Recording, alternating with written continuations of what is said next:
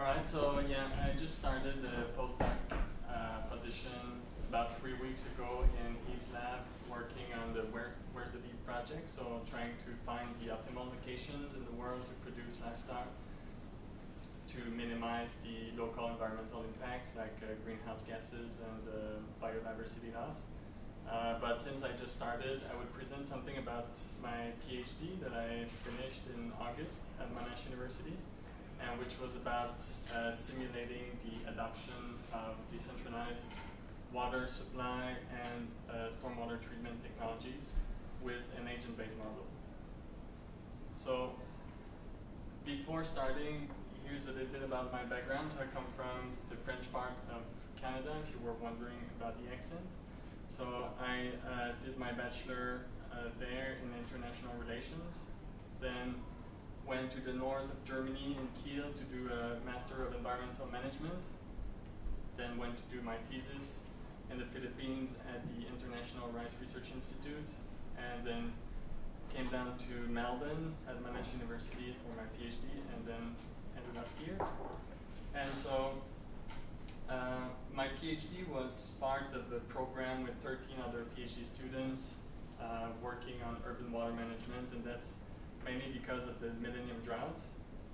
So the Millennium Drought affected different areas in Australia, but particularly the area in Victoria, so southeast, and Melbourne. So it led to very low storage levels. And so if we look at the annual inflows before the Millennium Drought, like 5-6 years before, we can see that the inflows were pretty much above average.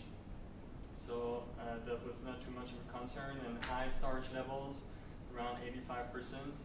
But then in the next 10-12 years, we had below average inflows almost continuously. And then that led to alarming storage levels, so less than 30% in 2008-9. So if we were a water manager in 2009, that's quite troublesome, or it's worrisome, because there's like 4 million people relying on this water supply. And then after the rainfall came and annual inflows went up, and then storage levels went up, although since 2014 it kept decreasing as well, so there might be a new drought coming. And after the drought came the flood, so a lot of rainfall led to floods in Melbourne and Brisbane, so that caused $2 and $2.4 billion in damage in both Melbourne and Brisbane. So there are ways to address these problems. So one is using centralized infrastructure, investing massively on desalination plants, for example, in Victoria, or large drainage systems.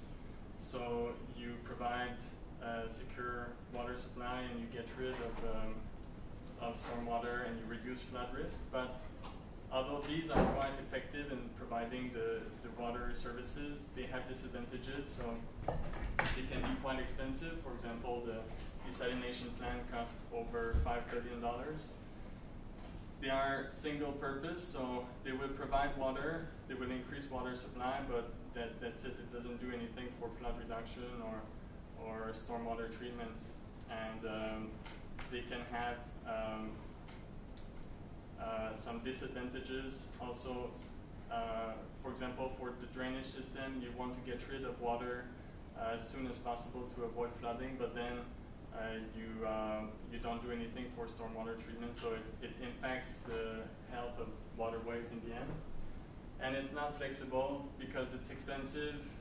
Once you invested in such a big infrastructure, you can't really go back, so you're stuck with it even if you don't need it anymore. So another solution is the decentralized water system. So we can think of rainwater tanks or constructed wetlands, rain gardens, or ponds, and these are mainly for stormwater harvesting or stormwater treatment, but they can have additional benefits like flood mitigation and can reduce urban heat islands.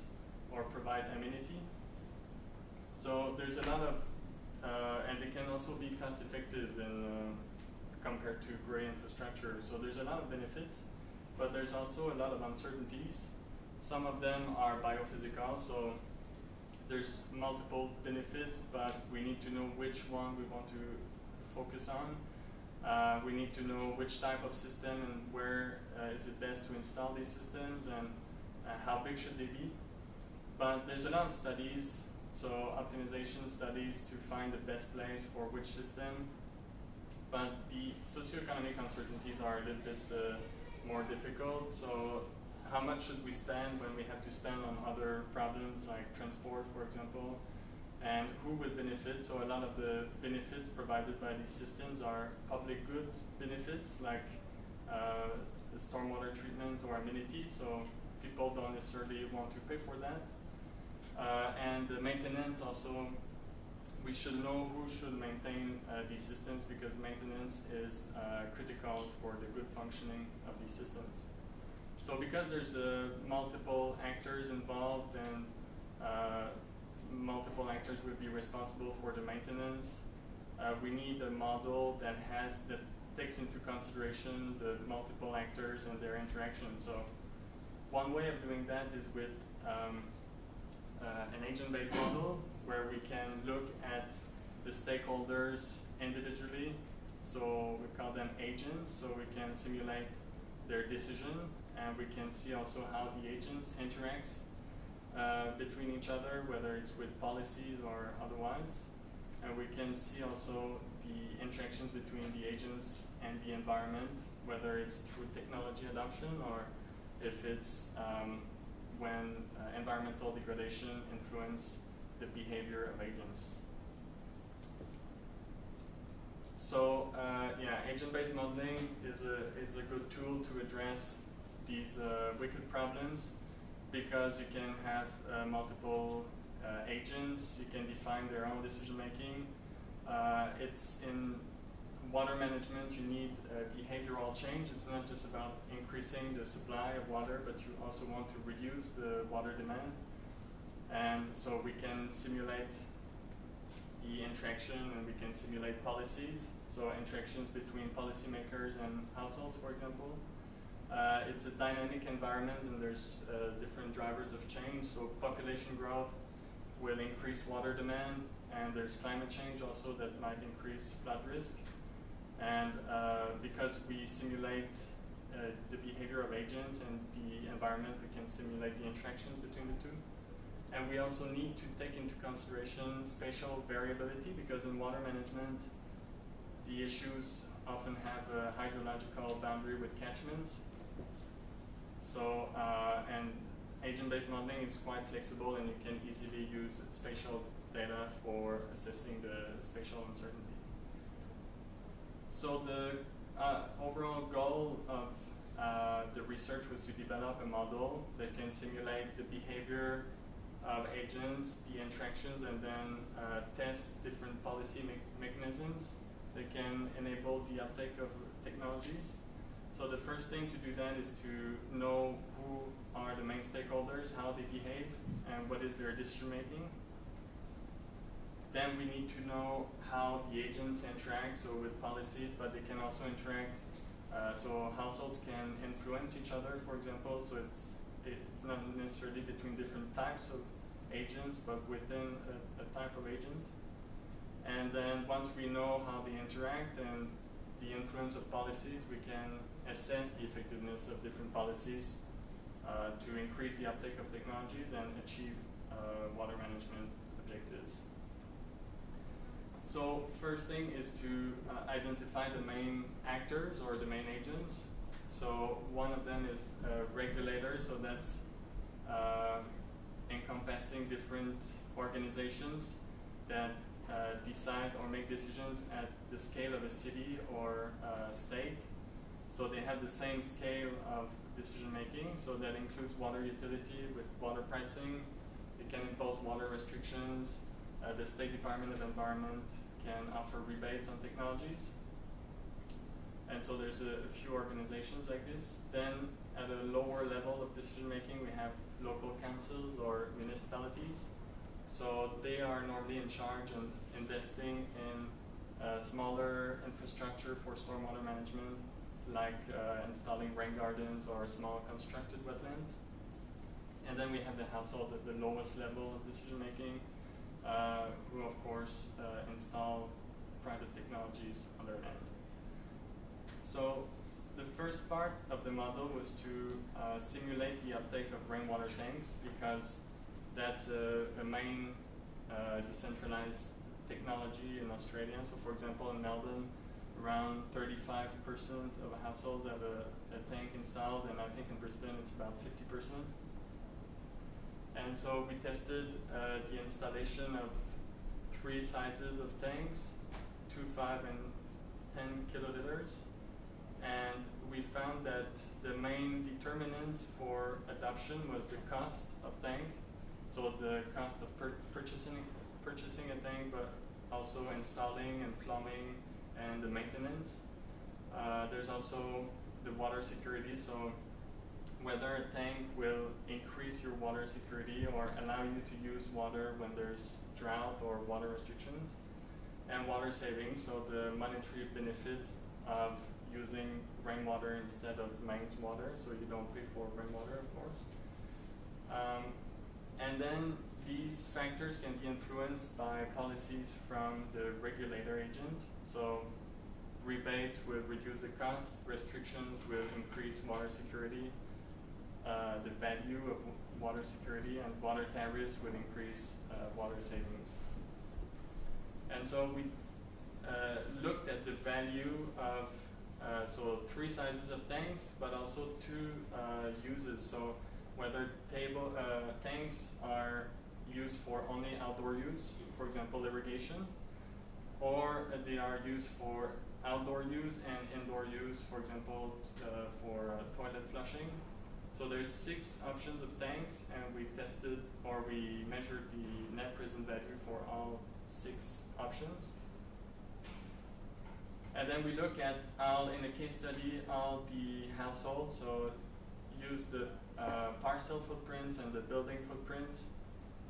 And then we can estimate the area, for example, roof area for collecting rainwater, and the garden area for irrigation. And with census information, we can know how many people live in a household. And then with this information, we can simulate, for every year of the simulation, we can simulate the water demand by loading time series for the simulation period. And then we can estimate the water demand for each household and create or estimate the water supply potential of each tank option. Then we go into the household decision making. So we use the rebates for each year of the simulation. So in this case, we simulated from 2005 to 2014 because that was the main period of rain tank adoption in Melbourne. So for each year, we use the different levels of rebates that influences or that reduces the cost. We use water restriction levels. During the drought, it went up to level 3 for 3 years. And then the water prices. So water prices increased a lot from 2007. That's because the desalination plant was initiated in 2007, so the water prices went up. And so with these 3 values, we measured the net present value and evaluate the 6 different options. And if there is an option that is above a net present value of 0, then the household will install this tank because it's profitable. And then we do that for every year of the simulation. And so the results are in terms of the number of tanks installed. We only had 3 values to compare model results with. So that's often a problem in agent-based modeling. You don't have much observed results for technology adoption to fit the model results. But it could fit fairly well with some uncertainty, of course. There's a lot of parameters. Also we check for the volumes of rainwater tank installed, and that also fit pretty well, although again we only had one value to compare with. And so that's the value of each tank during the simulation. So we can see that when there's restriction in 2007 to 2009, there's a big jump in the value because of restrictions. So that's the willingness to pay to avoid water restrictions. And then when the tanks are above zero, they are installed. And the other thing to notice is that later in the simulation, the value of combined use tanks increase compared to outdoor use tanks, and this is because higher rebates. So rebates towards the end targeted bigger tanks and for combined use. So that could increase the value of tanks. So that was just basically looking at the impact of policies on decision making of households. Now we wanted to look at the water balance. So how do rainwater tank uptake impact total water demand and water storage? So we had a simple model with the inflow and total water demand that will determine storage level.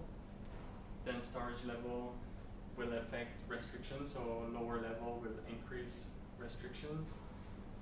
Then we have higher restrictions will increase the willingness to pay to avoid water restrictions, so that increases the value of rainwater tanks. And then more tanks will reduce total water demand. So previously we only had this this process, but now we have a more complete water balance model. So we measured the water demand for each household and scaled out to the city. So we could model the water demand, compare the model total water demand with the observed one, and also we could compare the model storage level at the scale of the city.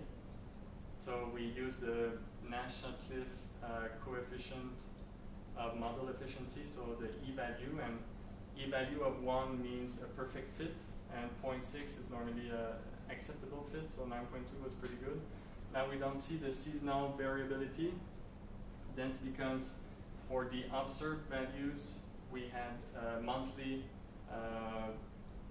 storage level, but for the inflow, we only had annual values, so we couldn't see the seasonality, but it still fits pretty good. And then we have the public systems, so nature-based solutions, or like constructed wetlands, ponds, and rain gardens. This is more the responsibility of local councils, and the decision-making of local councils can be influenced by the regulator with stormwater tax. So the regulator, at least in Melbourne, they can set a tax on nitrogen removal, and then local councils can ask the developers to pay this tax when they create new buildings. And then we have the environmental targets, which in Victoria was about trying to reduce nitrogen by 45%.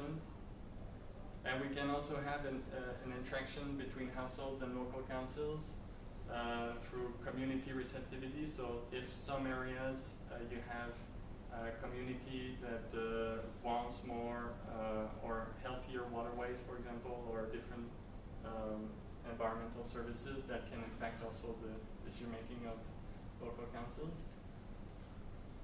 And so we tested, it's hard to have one decision rule for local governments. So we tested a range of decision making rules. So some of them to determine the location, where should the council place systems.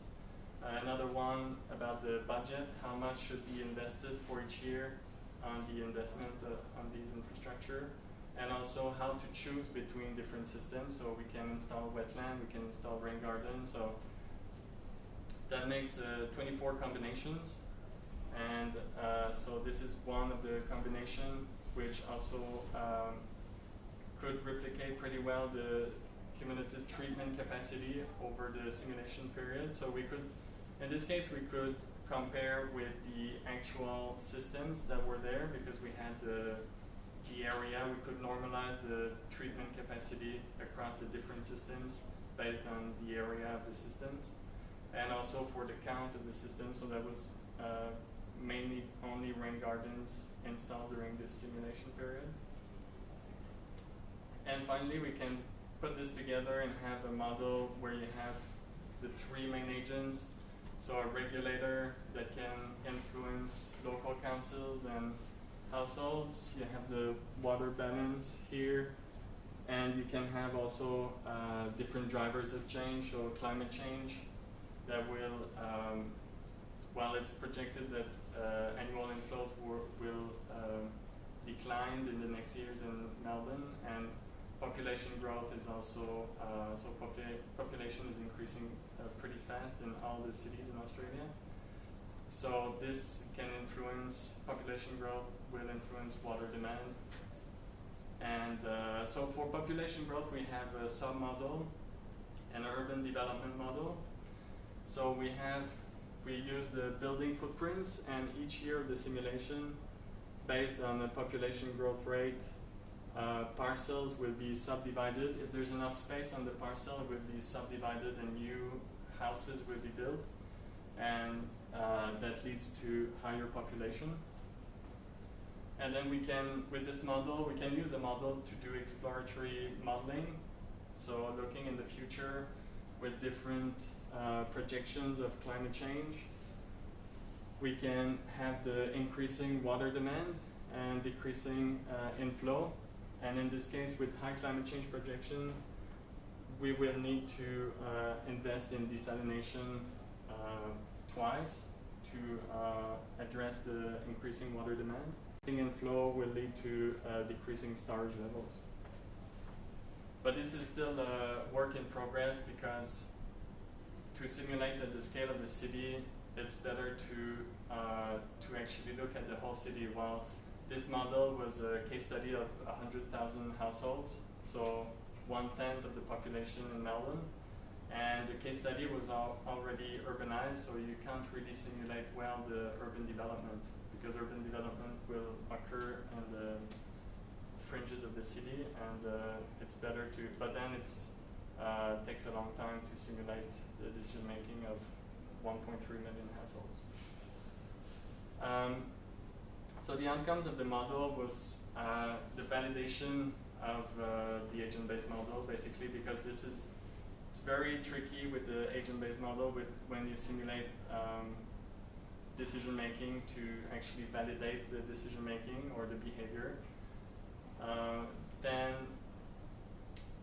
also, once the model is validated, that allows us to evaluate policy instruments. So, and also for demand-side solutions. So normally in water management, we look at the supply-side solution. So we invest in desalination, or we invest in large-scale infrastructure. So now this model looks more at demand-side solutions and how can we influence households. And then this model could also be applied in different fields, whether it's waste management or food or energy management, where you need these kinds of demand-side solutions. And so at this point, you might be wondering, what's the link with the current research on the optimization of beef locations? That's actually similar, because it's different kinds of decision-making. So in the PhD, it was more about the descriptive decision-making, so trying to describe actual behavior.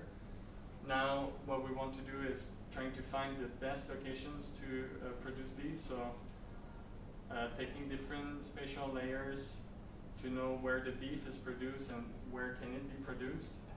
Looking at carbon storage to estimate what would be the impact on greenhouse gas emissions if we change the patterns of beef productions.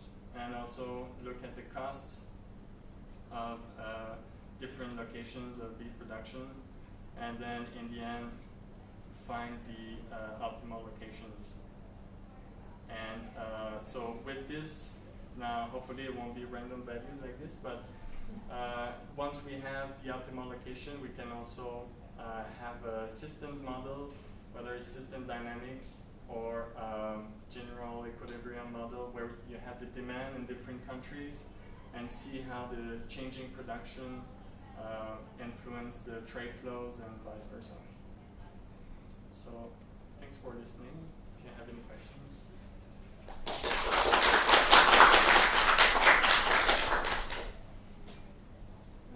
Any questions? How did you fit the parameters? Sorry? How do you fit model parameters? How did I fit? The model parameters. Yeah. So I used, so there's a lot of parameters actually, but I use mostly from census information, from building and parcel footprints. So it's mostly from existing data sets. That, I didn't actually calibrate the model. I defined the model because there's a lot of uncertainty and very few points for validation. So if you start to calibrate, you can have different results. So I tried to use existing data for, to fill the parameters. If you had access to water consumption by a household through the water utility service, would that be beneficial for the model if you could incorporate that? Yeah, that would be better because now we have a model that simulates water demand per household, but it's a model. So you take the output of a model to put in. At the moment, it's just assuming they all consume the same portion of the household. Not the same, because it's based on a model that uses the number of people, and for indoor water demand, I guess that's mostly according to people, but garden that would affect the outdoor water demand. So that would be better. Thank you, that was really interesting. I just had a question about your household level agent-based model. You kind of also, one important thing when you're modeling adoption is to understand how communication can influence adoption. Did you have any decision rules that were related to communication with neighbours or priorities of different water management? Like, were they going out and doing letterbox drops, or do they have priority households that they target? Could you incorporate that into your model? You could. You should. That was a little bit. That was a remark from the reviewers that I had, that there should be more social influence between the households. But in my case, when I did the literature review, I saw that the main factors of adoption were, the cost, water saving. It was more economic based, but definitely that would be better to have something like a social network, which has been implemented in other types of agent-based models, like in solar panel adoption.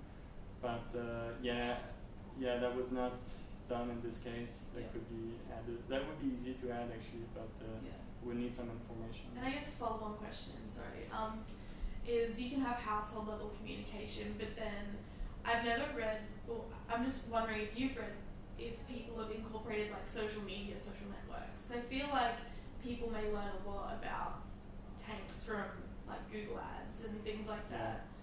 I don't know how you can connect that with these models, or if you can. Yeah, I was thinking in the beginning that would be a big thing, because also social media or conventional media, because in Melbourne they wrote in the newspapers the storage level. I think I don't know if it was every day or every week.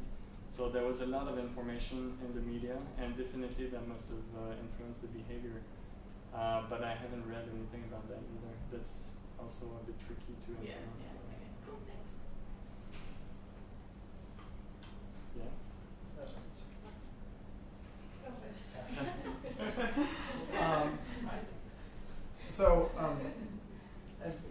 In some state in the U.S., there was this issue where someone was basically doing a very large-scale version of water tanks where they were basically stealing rainwater. So it's actually illegal in this one state to even have a water tank without a permit, because this person basically put in a water tank the size of, way bigger than a football field. Right? And it blocked like all the water from going into like the natural environment. But I'm wondering, is there the rainwater that is getting stored in these tanks, or if there is potentially that sort of effect, if it starts getting incorporated at a really large scale, and if that feedback is incorporated in the models, or if it's too small of an effect for reasonable sized tanks. Well, I think normally you would want infiltration, so you don't necessarily want water to go in waterways in the city, because with impervious surfaces it's going to be polluted, and it's better if you store it actually, unless there's something with groundwater maybe that reduces groundwater recharge, but I think in Melbourne that's not a problem. So I think it's still more beneficial to capture, because also you have the flood reduction benefit. So the more you capture, depending on where it is on the catchment, of course, but I think it's still, but that's an interesting point. I don't know to which extent it will become negative, like how big a rain tank should be to be negative. I have a question, because in Australia there's a high risk of fire, and such water tanks that are just by the houses, can they help in a way to reduce the fire risk? And can you, for example, take it into account for in case of water demand? Policy making, or Water demand? What do you mean by water demand? because if some people decide to storage the water in water tanks, they can reduce